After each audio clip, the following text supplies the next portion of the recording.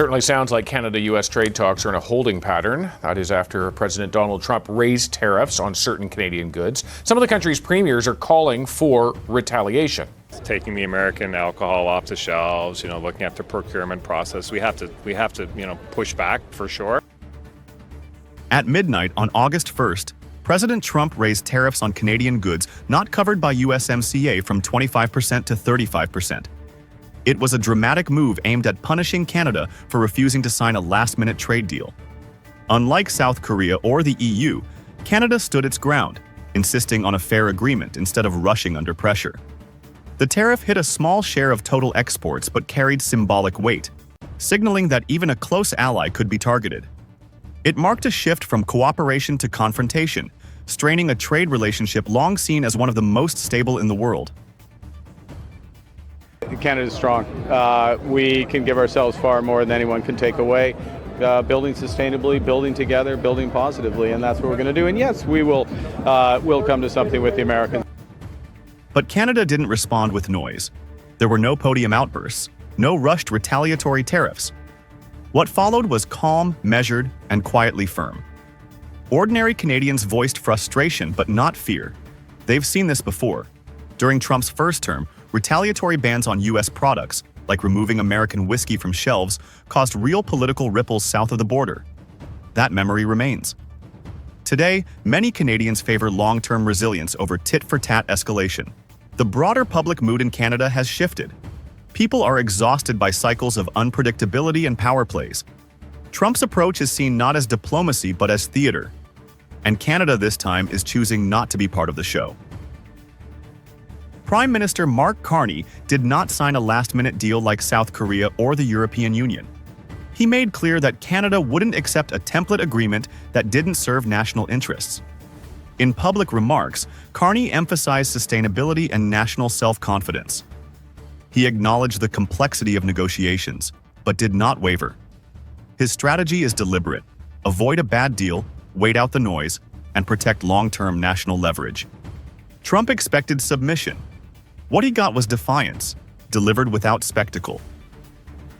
And when you blow up a relationship as important to that process as the U.S.-Canada relationship, there are consequences. In fact, a few days ago, it was reported that Canada and Mexico are working on a, quote, Northern Corridor agreement and to create easier trade between Mexico and Canada without involving the United States.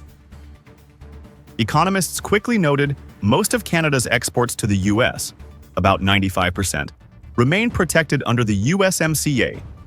Only a small share is affected by the new tariff. But that small share carries symbolic weight, especially in provinces like Ontario, where politically sensitive sectors like steel and automotive are centered. Former U.S. Ambassador to Canada, David Cohen, publicly warned that these moves are eroding trust. For decades, the U.S.-Canada relationship stood out globally for its stability. Defense, intelligence, and cultural ties went hand in hand with trade. But that trust, painstakingly rebuilt during the Biden administration, has now taken another hit. And behind the scenes, Canada and Mexico are accelerating plans for a $120 billion Northern Corridor trade route, bypassing the U.S. entirely. It's a quiet signal that some allies are preparing for a future with less American reliability. Trump's team pointed to a 3% GDP increase in Q2 as proof of strength. But economists, including those cited by Commerce Department briefings, explained the rise was mostly a technical bounce, driven by a sharp drop in imports after businesses rushed to stockpile ahead of tariff deadlines. In April, Trump had claimed to have made 200 trade deals. By August 1st, the actual number was closer to 8. Canada, notably, wasn't one of them. Trump's strategy is to appear strong, but with every tariff that alienates a key partner, the U.S. risks standing more alone, isolated from the very allies it once relied on. Canada isn't just holding firm. It's quietly walking away from the pressure and keeping its options open. Let's talk about the framework trade deal that was reached between the U.S. and the EU yesterday. Emmanuel Macron has said that the deal is a dark day for Europe. Don't know if the exact numbers will be the same that Canada will get, insofar as we are witnessing in Europe a deal that is not good for Europe, Donald Trump just signed another trade deal, this time with the European Union. It wasn't subtle, a 15% tariff across most goods, hundreds of billions in energy purchases and investment into the US economy, a flashy handshake in Scotland, and not a single mention of Canada. That silence speaks volumes. Canada is the United States' largest trading partner by many measures, but this time it's not being prioritized. And that's not an accident, it's a strategy. For Trump, trade isn't just about economics, it's about optics and leverage. The EU gave him a global headline and billions in buying commitments. Canada doesn't offer that kind of short-term political payoff, so it's pushed aside. That doesn't mean Canada lacks leverage. It supplies 4 million barrels of oil per day to the US. It powers homes with cross-border electricity. It provides critical inputs for American manufacturing, from lumber to auto parts. But here's the problem. Those links are already in place. Canada can't promise more the way Japan or the EU can. It's already embedded in US supply chains. That makes it harder to turn existing value into a new deal that looks impressive on paper. Trump wants deals that are simple to sell. Buy American, pay tariffs, sign here. Canada's reality is more complex and less marketable. In this environment, complexity becomes a disadvantage. Buy a bunch of stuff from America and tariffs across the board, 15, 20, 18%, 19% in one case. This is the challenge that partners are facing. This is the challenge that we are facing. I don't believe there is going to be a great deal to be had on the table. Prime Minister Mark Carney knows this. That's why he's not rushing into anything. In his recent statements, Carney made it clear, Canada will only accept a deal that works long-term, not just to avoid tariffs this week, but to protect its economic structure for the years ahead. Unlike the EU, Canada doesn't need to buy US energy. In fact, it's the exporter. That makes its position fundamentally different. Carney understands that copying the EU framework would be a mismatch, even if it buys short-term relief. Instead, his team is holding the line. They're managing public expectations, preparing for possible tariffs, and quietly aiming for a better opportunity, such as the scheduled USMCA review in 2026. It's a long game, and it's deliberate. The assurance for Canadian business, for Canadians, is we will only sign a deal that's the right deal, that's a good deal for Canada.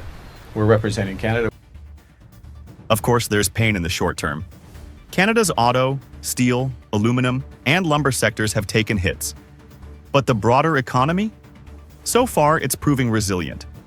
According to CBC analysis, GDP only fell by 0.1% in April 2025 and may drop another 0.1% in May, far less than early projections. Many Canadian businesses imported goods ahead of tariff deadlines, blunting immediate shocks. And thanks to CUSMA, over 90% of cross-border trade still moves with minimal tariffs. The average effective rate remains around 2.3% for now. That said, the situation is fragile. If the US imposes a 35% blanket tariff on August 1st, as Trump has threatened, the real stress test will begin. But even so, this moment offers clarity. Canada is facing a structural challenge and responding not with panic, but with strategy. In Trump's world, countries line up, sign fast, and pay up. Canada isn't doing that. And it's not because it lacks options, it's because it's choosing not to play that game. Carney's refusal to rush is risky, but it's also calculated. He's betting that protecting national interest, even at the cost of short-term pain, will serve Canada better than folding under pressure. The US may not see Canada as a priority, but that doesn't mean Canada is without power. It just means the path forward is longer and requires patience. Because in this trade war, waiting might be the boldest move of all. Scott Moe says that there needs to be increased cooperation with China. A news release that you guys had issued yesterday said that there needs to be a better working relationship on trade with China. That's specifically what the premiers were calling on the Prime Minister to do. So help me reconcile those two things. Is China the enemy, or do we work with China? Premier Doug Ford didn't hold back. In the middle of one of the most uncertain trade climates in North American history, Ontario's premier stood before reporters and said the quiet part out loud: if Trump's tariffs continue, Canada may look east to China. This wasn't just a warning, it was a signal, a shift. One of Canada's most powerful provincial leaders openly floated the idea of deepening trade with Beijing, not Washington. And for the US, that could mean more than just a lost customer. It could mean a long-term strategic blow. So what happens if Canada actually pivots to China? Let's break it down. Since returning to the White House, President Trump has made tariffs the centerpiece of his trade agenda once again. His administration argues this is about fairness, making sure America isn't taken advantage of. But for Canada, these policies haven't brought clarity. They've brought volatility. Steel, aluminum, autos, and even softwood lumber have been hit. And now, a sweeping 35% tariff looms over all non-compliant Canadian goods starting August 1st. For business leaders across North America, this isn't a negotiation tactic. It's a threat that keeps shifting, and it's reshaping the foundation of what used to be the world's most stable trade partnership.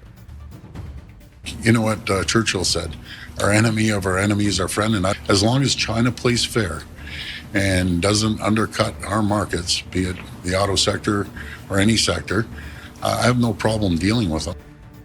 In response, Canada hasn't shouted, it's acted. Ottawa has quietly escalated its own tariffs on American steel and aluminum, matching the US increases.